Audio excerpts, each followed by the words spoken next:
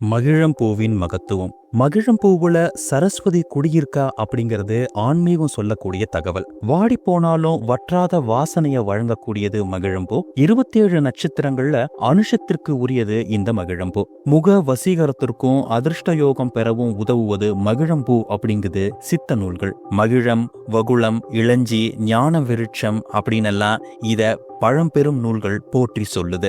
மகிழ்ச்சியாக வாழ வீட்டுக்கு ஒரு மகிழம் வளர்க்கணும் அப்படிங்கிறது பொன்மொழி. தீய அதிர்வுகளை முறியடிச்சு நன்மையை அளிக்கக்கூடிய ஆற்றல் மகிழ மரத்துக்கு இருக்கு. திருவண்ணாமலை தலத்தோட தல மரமா விளங்குறது மகிழம் தான். மகிழ மரம் சிவனுக்கு உகந்த மரமாவும் உகந்த மலர்களாவும் திகழுது. அதனால தான் இந்த மலரை சிவமல்லி அப்படின்னு சொல்லுவாங்க.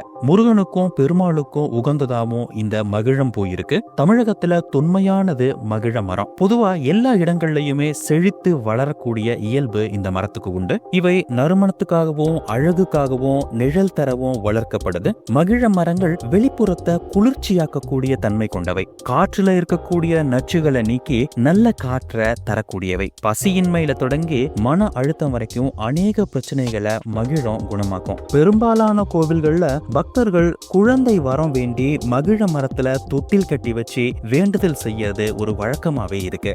வெற்றிலையில கொஞ்சம் மகிழம்பூ பொடி, அதே அளவு சிவப்பு சந்தனம், சில சொட்டு பன்னீர் விட்டு நல்லா குழைச்சி நெற்றியில திலகமா வச்சுக்கிட்டா முக வசீகரம் கூடுமா, ராசியான முகமா உங்களோட முகம் மாறிடுமா, அன்னைக்கு முழுக்க உங்களோட காரியங்கள் எல்லாமே கைகூடும் அப்படின்னு சொல்லுது சித்த நூல்கள்.